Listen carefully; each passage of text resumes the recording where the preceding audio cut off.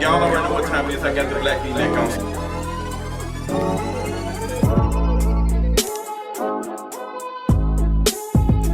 So girl, it is time to talk about it. It is time to talk about it. We've seen the news, we've seen the memes, we've seen the conversation, we've seen people continue to say that they don't believe it. We continue to see people who say they do believe it. So let's talk about it. So all the views and everything I'm saying are my own, and they do not reflect the views of King of Reeds, but my own as Justin the King of Reeds. I will let you all know this.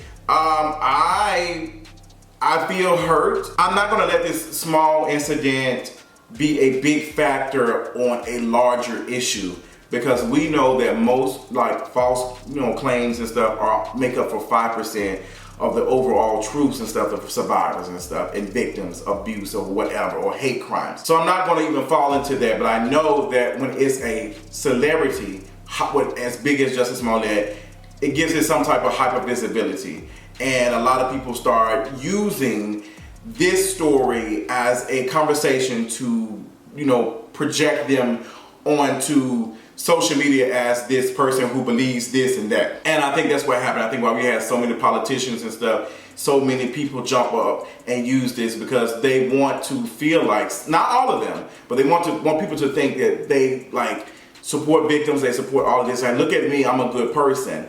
And I think that Jussie hijacked that. I think Jussie hijacked this, believing the victims first. And I think still, and I believe 100%, that we should continuously believe victims. We should believe them as soon as they say it. And by believing them the first time, we are able to provide them resources and everything and get down to the truth and the fact. I'm siding with the truth, and with me saying that is that I'm giving the victim all the resources to be able to find out what happened to them, when it happened, all of that, and if they can get some type of justice and what justice looks like to them. And we're sometimes going to have people like Jussie Smollett do this. Now, I watched the press conference that Chicago police did early this morning, and there's a lot of things in there that kind of just made me cringe. When I watched this police officer, this chief of police or whoever he was, say that, Jussie kind of hurt survivors and this and that, and especially for him to be a black man, he should kind of know better.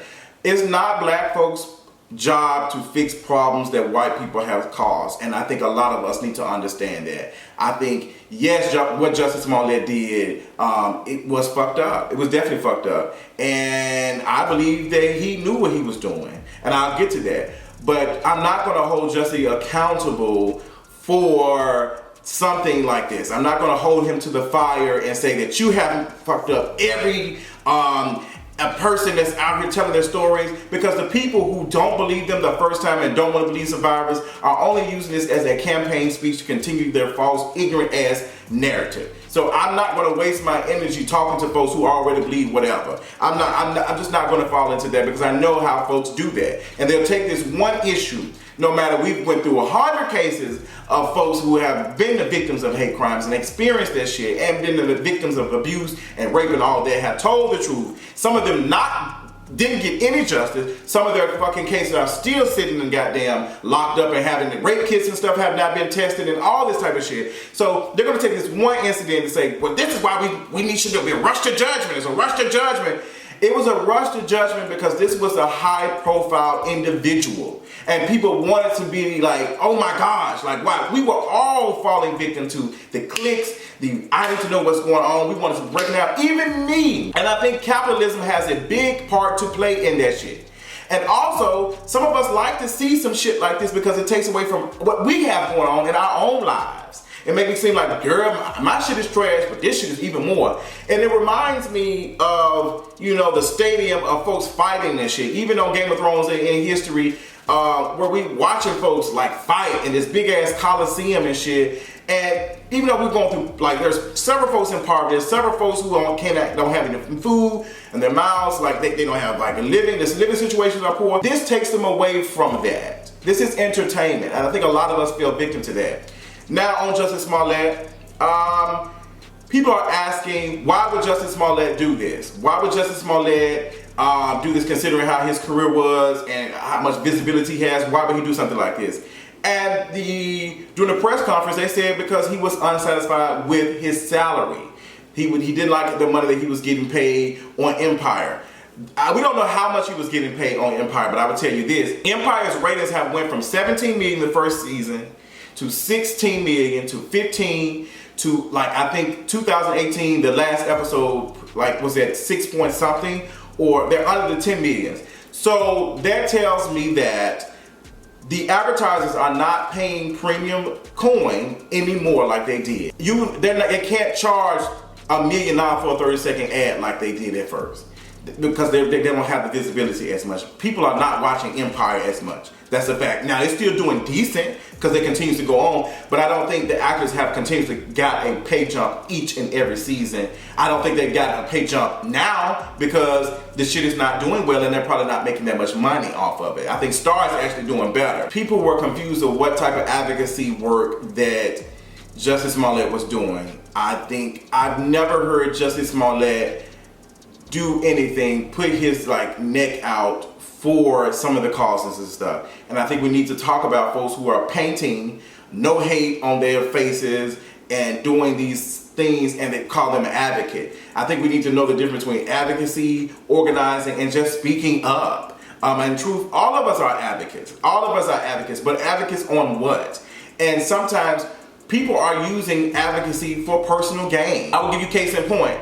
When I came out as being HIV positive back in November, there were a lot of folks who reached out and wanted to, run my story, whatever. And there were some people who even told me, Justin, once you come out, there are going to be individuals who are going to want to pay you to give speeches. They're going to want to make you the spokesperson for HIV and all that. And to this day, I still have not done any more videos other than talking about it. I've not written about it, I've not talked about it, I've not had a detailed conversation about my HIV, me living with HIV. I have not, because I'm still processing that. I'm still not ready to give that out completely. I'm still processing me living with HIV, so I'm not ready to do that. But I do know there is some currency for me to make if I do these speeches, because people want to hear me say that, and I have visibility, I have an audience.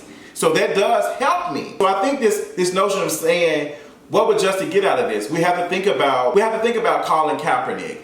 I don't think Colin Kaepernick has lost any coin from this. Now, he's made some money from this shit and he has donated it, but he's been able to get ads with Nike and other folks. He lost his job. He loves playing football. He's already said he loves playing football. He loves doing that.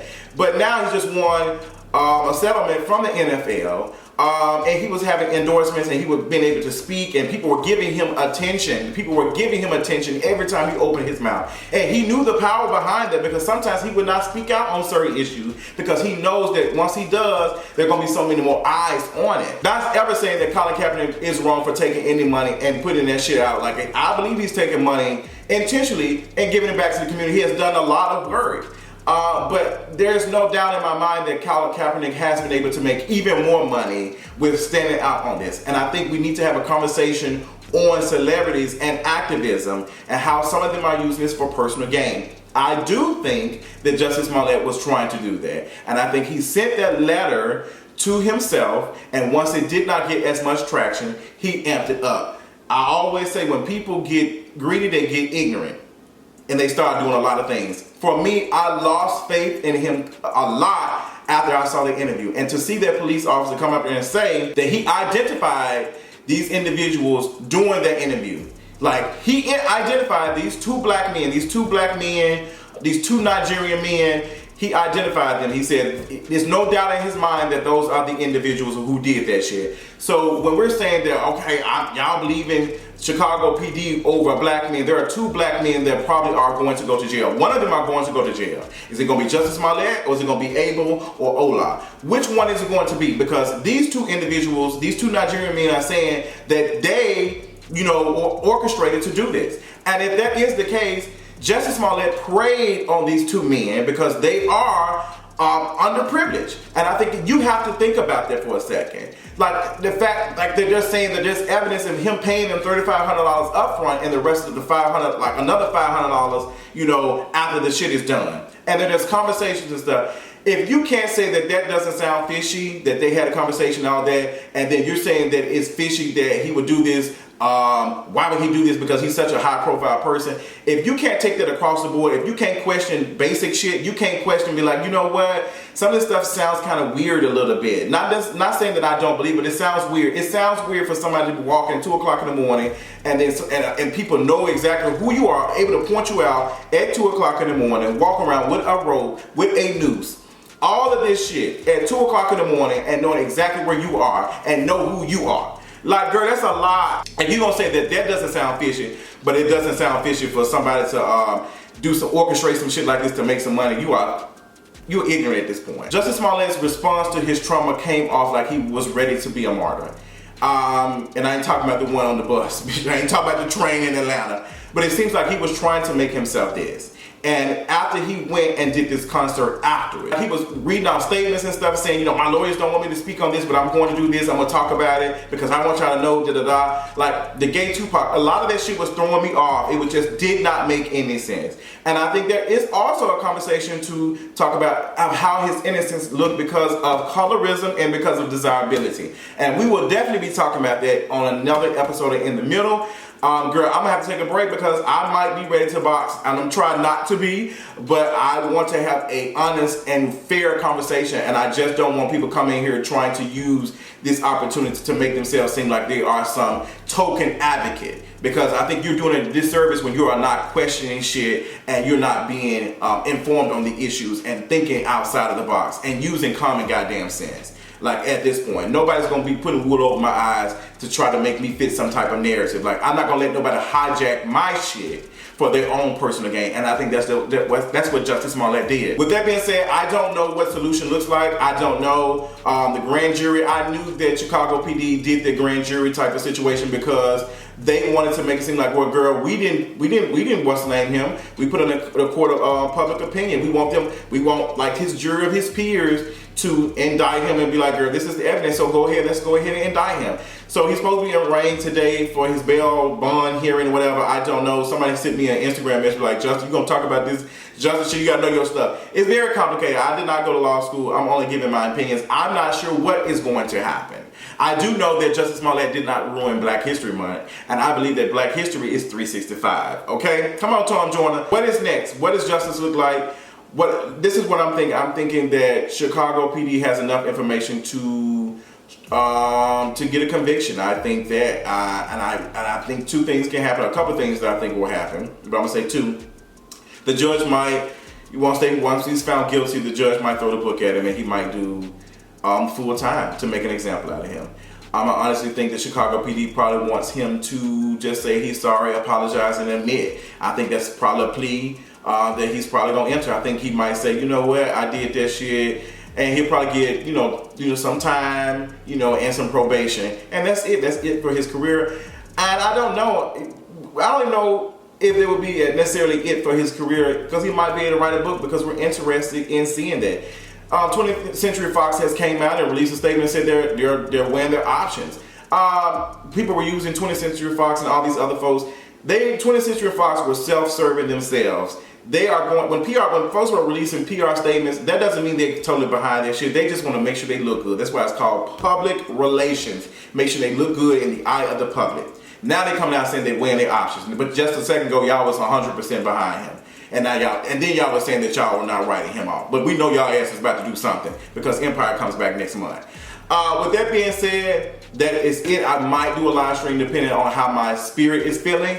And I want y'all to tell me how y'all feel in the comment section. I love y'all so much. Thank you for even engaging with me. I think it is important for Black and brown folks like myself and queer folks to use our platforms to talk about this shit, because we know that the media, white-owned media corporations will fucking do whatever. They'll throw the book away, they'll throw their ass away, dispose of them immediately, versus us, we will honestly talk about the fact that, hey, we talking about the Chicago PD, and we know the Chicago PD can't be trusted.